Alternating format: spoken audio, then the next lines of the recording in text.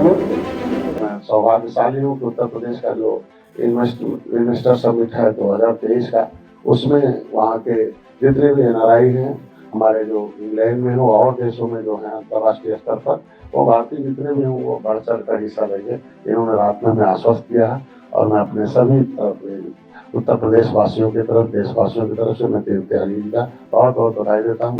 उत्तर प्रदेश सरकार के कैबिनेट मंत्री डॉक्टर संजय कुमार निषाद जी हमारे साथ मौजूद हैं। निषाद जी, 3 सीटों पर उपचुनाव हो रहे हैं और कहा यह जा रहा है कि 2 सीटें ऐसी हैं जो सपा का गढ़ है। अब इस गढ़ में कैसे आप लोग काम करेंगे और किस तरीके से लगता है कि जीत के लिए आप लोग पूरी तरीके से आश्वस्त हैं?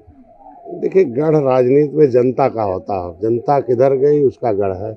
70 साल से वो गढ़ती है कि कैसा आदमी है। तो 70 साल से तो कांग्रेस के साथ थी, 30 साल सपा बसपा के साथ थी और सबका साथ देख चुके हैं ना किसका गढ़ था। आज भारतीय जनता पार्टी का गढ़ केवल जनता है और जनता के बीच में हम लोग रहते हैं। इसलिए जिस तरीके से आजमगढ़ और जिस तरीके से रामपुर पिछले बार जीते, तो इससे पूरा सीट हम लोग सारी सीटें जीते। उपचुनाव है तो ऐसे में बयानबाजी भी जो है वो लंबे स्तर पर चल रही है। कहा यह जा रहा है कि आप विधायक लाइए, हम CM बना देंगे, फिर सौतेला व्यवहार किया जा रहा है। इस तरह के बयानों की राजनीति में क्या गुंजाइश रहती है? इसी बयानों के चक्कर में तो 70 साल जनता उलझी रही। अब सुलझ गई है जनता और सुलझ कर समस्याओं के समाधान के लिए काम कर रही है।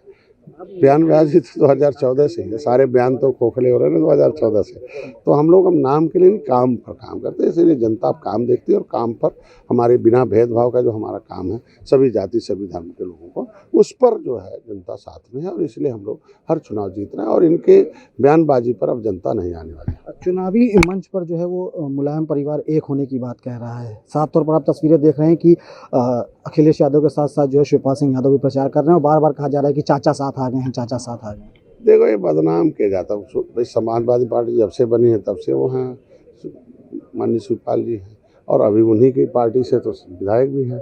तो कब अलग हुए हम तो नहीं जानते ना। ये तो राजनीतिक लोग वो लोगों को रखते हैं और एक राजनीतिक भाषा है। तब भी एक थे, अब भी है।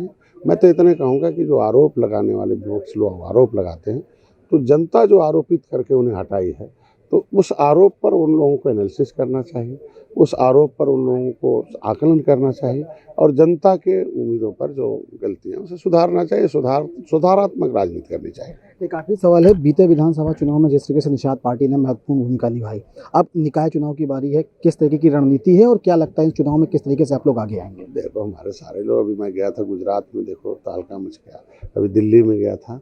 तो राजनीति में पार्टी चुनाव लड़ने और लड़ाने के लिए बनी होती है और जहाँ भी हमारे कार्यकर्ता मजबूत हैं और जो आरक्षण आ गया है, तो भारतीय जनता पार्टी से बात भी हुई थी, उन्होंने कहा हमें सीट दे दीजिएगा। तो जितने लायक होगा निश्चित रूप से उसे लड़ा कर जिताया जाएगा और जीत सुनिश्चित की जाएगी। बहुत बहुत शुक्रिया हमसे बात करने के लिए। तो संजय निषाद जी हैं, उत्तर प्रदेश सरकार में कैबिनेट मंत्री हैं और निषाद पार्टी के राष्ट्रीय अध्यक्ष, जिन्होंने साफ तौर पर ये कहा है कि चुनाव पार्टी जो है वो लड़ाने के लिए है और देखा ये जाएगा कि निकाय चुनाव में जिस तरीके की संयोजक बनते हैं, जिस तरह की संभावनाएं बनती हैं, उसी के आधार पर चुनाव लड़ा जाएगा और जीता भी जाएगा। अनुराग के साथ Abhishek Pandey, Daily Insider, Lucknow. UP और देश दुनिया की तमाम ताजा तरीन खबरों के लिए गूगल प्ले स्टोर से आज ही डाउनलोड करें हमारा तेजी से उभरता न्यूज ऐप डेली इंसाइडर।